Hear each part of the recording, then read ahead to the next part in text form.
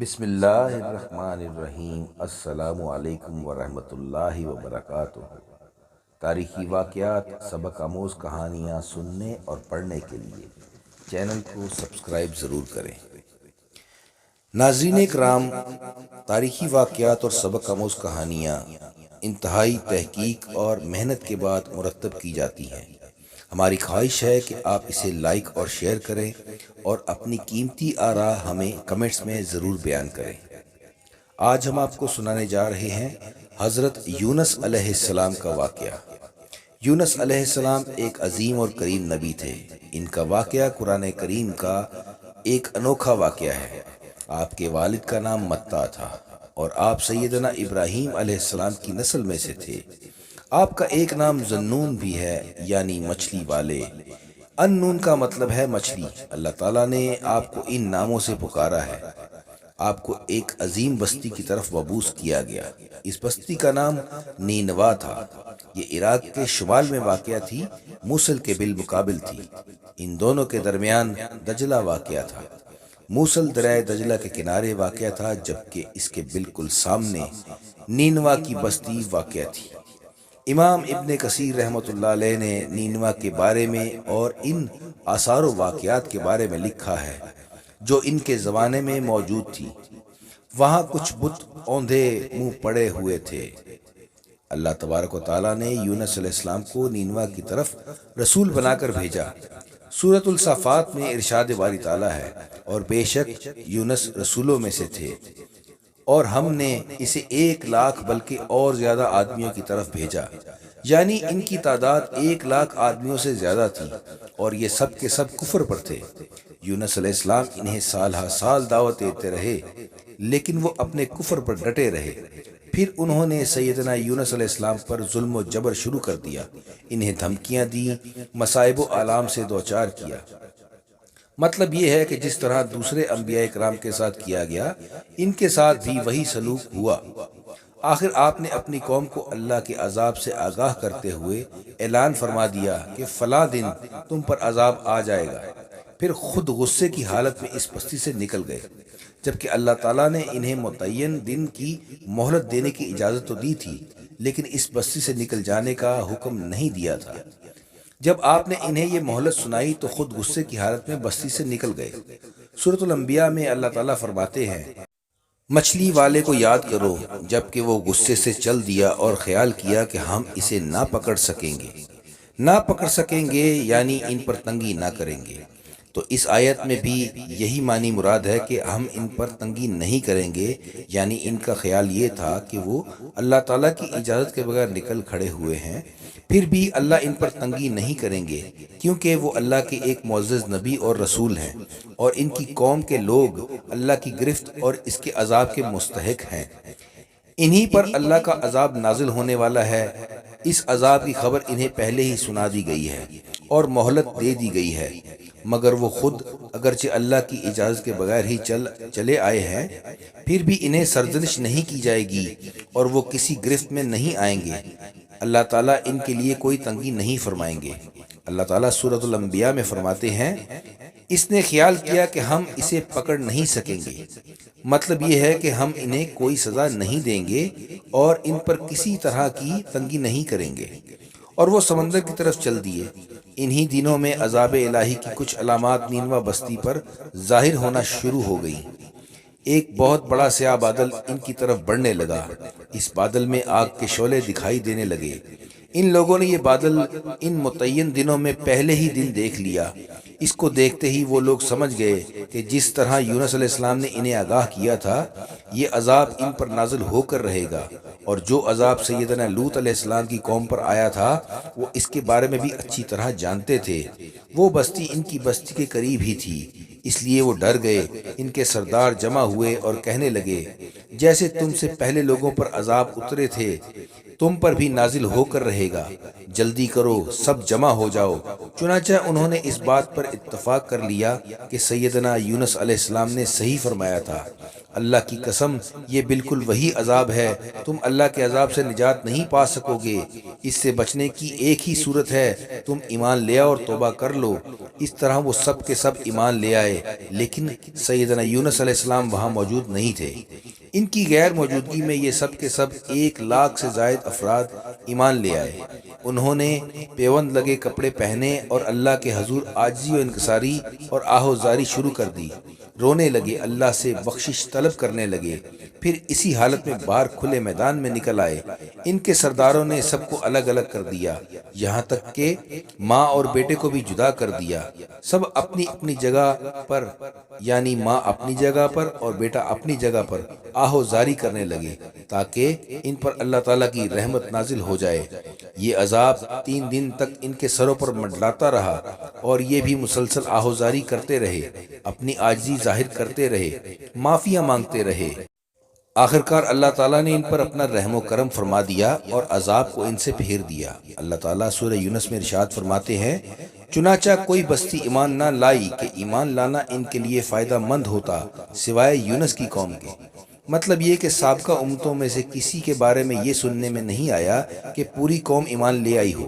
تمام بستیوں میں سے ایک بھی بستی ایسی نہ تھی، بس ایک یونس علیہ السلام کی قوم تھی جو قوم ایمان لے آئی۔ اللہ تعالیٰ سورہ یونس میں ارشاد فرماتے ہیں، جب وہ ایمان لے آئے تو ہم نے رسوائی کے عذاب کو دنیاوی زندگی میں ان پر سے ٹال دیا اور ان کو ایک وقت تک کے لیے زندگی سے فائدہ اٹھانے کا موقع دیا۔ مطلب یہ کہ ہم نے انہیں دنیاوی زندگی کا فائدہ اٹھانے کا موقع دیا۔ اب اس قوم پر قیامت کے دن تک عذاب نہیں اترے گا۔ علامہ ابن کثیر رحمۃ اللہ علیہ نے اس آیت کریمہ کی تفسیر یوں کی ہے کہ بستی کے تمام باشندے کسی نبی پر ایمان نہیں لائے، یا تو سب نے کفر کیا یا پھر اکثر نے کفر کیا، لیکن یونس علیہ السلام کی قوم واحد ایسی قوم ہے جو تمام کی تمام عذاب الہی کے آثار دیکھ کر ایمان لے آئی۔ سابقہ ادوار میں جتنی بھی بستیاں گزریں، ان میں اہل ایمان کے ساتھ یا تو کفار رہے ہیں یا ان میں منافقین رہے ہیں، سوائے یونس علیہ السلام کی قوم کے۔ وہ سب کے سب کافر تھے، پھر سب کے سب ایمان لے آئے۔ یہ اللہ تعالیٰ کے عجائبات میں سے ہے اور اس کی قدرت اور رحمت کی نشانیوں میں سے ہے۔ دوسری طرف یونس علیہ السلام کو کچھ بھی معلوم نہیں تھا کہ ان کی قوم کے ساتھ کیا ہوا۔ وہ تو غصے کی حالت میں بستی سے نکل کر سمندر کی طرف چلے گئے۔ آپ ایک کشتی کی طرف آئے، اس میں سواریاں اور ساز و سامان لدا ہوا تھا۔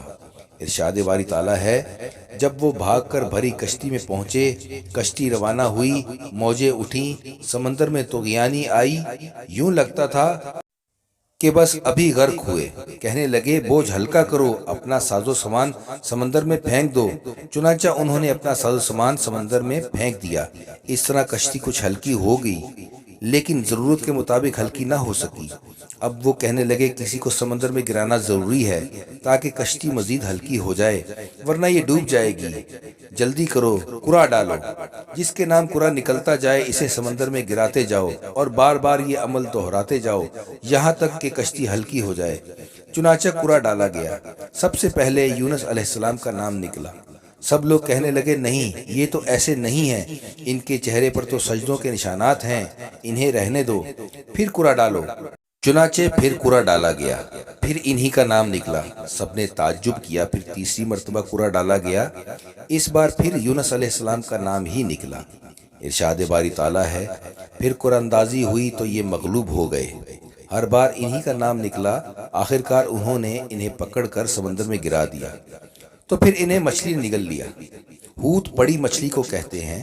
اللہ تعالیٰ نے حوت کو حکم جاری کیا، انہیں کھانا نہیں، نہ ان کے جسم کو کوئی گزن پہنچے۔ یہ اس مچھلی کو اللہ تعالیٰ کے احکامات تھے۔ ارشاد باری تعالیٰ ہے، تو پھر انہیں مچھلی نے نگل لیا اور وہ خود اپنے آپ کو ملامت کرنے لگے۔ یعنی وہ سمجھ گئے کہ جو بار بار ان کا نام قرع اندازی میں نکلتا رہا ہے تو وہی مقصود ہے، چنانچہ خود کو ملامت کرنے لگے۔ اور یہ ملامت توبہ کی ابتدا ہے کہ انسان خود کو ملامت کرتا ہے۔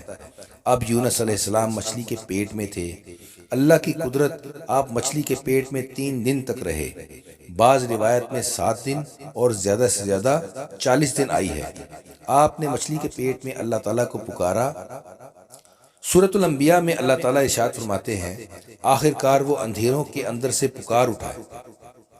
علماء نے یہاں 3 اندھیروں کا ذکر کیا ہے: مچھلی کے پیٹ کا اندھیرا، سمندر کا اندھیرا اور رات کا اندھیرا۔ گویا ان پر یہ سارے اندھیرے اکٹھے ہو گئے تھے۔ ارشاد باری تعالیٰ ہے، پس اگر یہ پاکی بیان کرنے والوں میں سے نہ ہوتے تو لوگوں کے اٹھائے جانے کے دن تک اس کے پیٹ ہی میں رہتے۔ مطلب یہ کہ اگر آپ اللہ تعالیٰ کی تسبیح بیان نہ کرتے تو مچھلی کے پیٹ ہی میں رہتے۔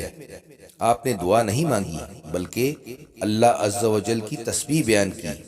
روایات میں یوں بھی آتا ہے کہ مچھلی جب آپ کو سمندر کی اتھاہ گہرائیوں میں لے گئی تو آپ وہاں آبی مخلوقات کی تسبیحات کی آوازیں سننے لگے۔ گویا اللہ تعالیٰ نے انہیں القاء فرمایا کہ آپ بھی تسبیح کریں۔ سورۃ الانبیاء میں اللہ تعالیٰ ارشاد فرماتے ہیں، بالآخر وہ اندھیروں کے اندر سے پکار اٹھا، الہی تیرے سوا کوئی معبود نہیں، تو پاک ہے، بے شک میں ظالموں میں سے ہو گیا۔ چنانچہ یونس علیہ السلام نے اس تسبیح کے الفاظ کو یوں ادا فرمایا۔ احادیث مبارکہ میں ہے کہ یونس علیہ السلام کی وہ دعا جو انہوں نے مچھلی کے پیٹ کے اندر مانگی تھی وہ یہی ہے۔ جو بھی مسلمان یہ دعا اپنی کسی حاجت میں مانگے گا، اللہ تعالیٰ اس کی دعا ضرور قبول فرمائے گا۔ یہ دعائے مستجاب ہے، مقبول دعاؤں میں سے ہے۔ اسی دعا کے بعد اللہ تعالیٰ نے یونس علیہ السلام کو اس پریشانی سے نجات عطا فرمائی۔ سورۃ الانبیاء میں ارشاد باری تعالیٰ ہے، تو ہم نے اس کی پکار سن لی اور اسے غم سے نجات دے دی، اور ہم ایمان والوں کو اسی طرح بچا لیا کرتے ہیں۔ ایک صحابی رضی اللہ تعالیٰ عنہ نے حضور نبی کریم صلی اللہ علیہ وسلم سے عرض کی، یا نبی اللہ، یونس علیہ السلام نے جو دعا مچھلی کے پیٹ کے اندر مانگی تھی، کیا وہ صرف انہی کے لیے تھی یا ان کے بعد اہل ایمان کے لیے بھی ہے؟ نبی کریم صلی اللہ علیہ وسلم نے ارشاد فرمایا، یہ دعا یونس علیہ السلام کے لیے خاص تھی اور سب اہل ایمان کے لیے عام ہے۔ کیا تم نے اللہ تعالیٰ کا یہ فرمان نہیں سنا؟ اور ہم ایمان والوں کو اسی طرح بچا لیا کرتے ہیں۔ جو بھی اس دعا کو پڑھے گا اللہ اسے رنج و غم سے نجات دیں گے۔ ایک قول کے مطابق تقریباً 40 روز آپ کی شب و روز یہی دعا رہی۔ اس مدت کے ختم ہونے پر اللہ تعالیٰ نے آپ کی دعا کو قبولیت بخشی۔ مچھلی ساحل پر پہنچی، انہیں کنارے پر ڈالا اور واپس چلی گئی۔ اس بارے میں ارشاد باری تعالیٰ ہے، پس اسے ہم نے چٹیل میدان میں ڈال دیا اور وہ اس وقت بیمار تھے۔ آپ وہاں اسی طرح لیٹے رہے اور پھر اللہ کی قدرت سے آپ کے قریب ایک بیلدار درخت اگا، جیسا کہ ارشاد باری تعالیٰ ہے، اور اس پر سایہ کرنے والا بیلدار درخت ہم نے اگا دیا۔ اس کدو کے درخت کے بارے میں مورخین کا کہنا ہے کہ اللہ تعالیٰ نے اس درخت کا انتخاب اس لیے فرمایا تھا کہ اس درخت کے پتے چوڑے ہوتے ہیں، ان کے سائے میں انہیں ڈھانپ دیا گیا تاکہ ہوا سے اذیت نہ پہنچے، اس لیے کہ ان کے جسم سے جلد اتر گئی تھی۔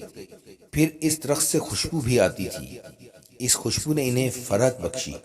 پھر کدو کی خوشبو میں ایک خصوصیت یہ تھی کہ حشرات الارض کو دور رکھتی ہے۔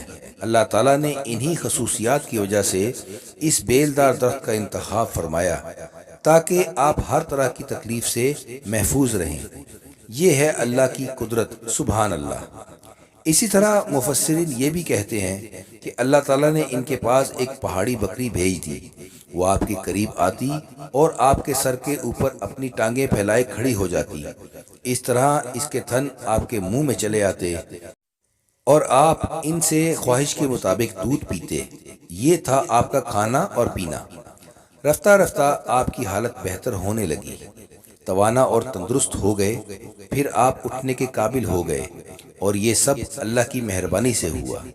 جب آپ کی صحت لوٹ آئی تو اللہ تعالیٰ نے آپ کو پھر آپ کی قوم کی طرف بھیجا، جیسا کہ قرآن پاک میں ارشاد ہے، اور ہم نے اسے 1,00,000 یا اور زیادہ آدمیوں کی طرف بھیجا۔